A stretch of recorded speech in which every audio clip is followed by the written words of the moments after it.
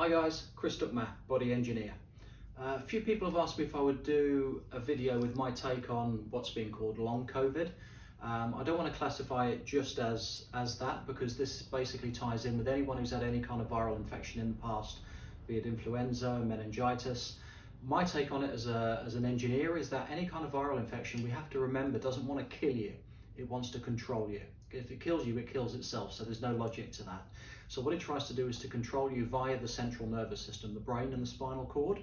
So what we call the intracranial membranes, this protective membrane system that houses the brain and the spinal cord, what I found over the years is that these membranes contract as part of a protective mechanism. And even when the virus has been dealt with, irrespective of what virus it is, these membranes can remain in a contracted state. So because on the inside of the membranes there's a fluid that surrounds the brain and the spinal cord, if the membranes have contracted, the effect is very similar to squeezing a balloon.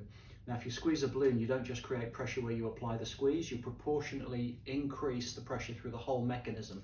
So what it does, it tricks the body into thinking there's enough fluid, called cerebrospinal fluid, around the brain and the spinal cord, when in point of fact there isn't. Hence, it messes up the entire neurology of the body, the endocrine system, and a lot of people will end up with fatigue syndromes because we're not getting the vitality from this expansion and contraction, because the body's stuck usually in an expanded state because of the contraction of the membranes.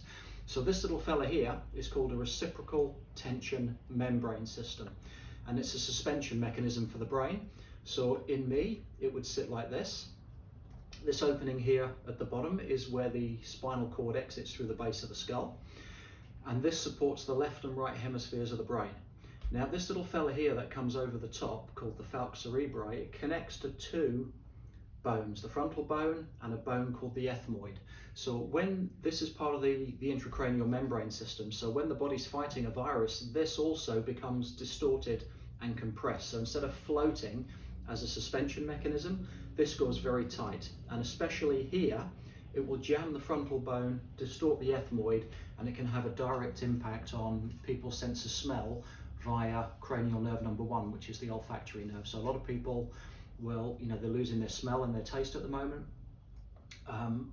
If you see a good craniosacral therapist or somebody who understands neurology, they'll be able to release this, which will take pressure off the olfactory nerve and relieve a lot of the symptoms. But basically, after any kind of viral infection, you need the entire system treated to get the vitality back, to get the mechanics moving again between sacrum and occiput, because that's what will give you the vitality and a correct balanced absorption and reabsorption and production phase of cerebrospinal fluid.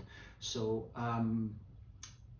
anyone who's had any kind of viral infection, whether it's COVID, flu, meningitis, it doesn't matter, the effect is very, very similar. So I hope that makes some kind of sense, but any questions at all, please do give us a bell and we'll try and help you as much as we can.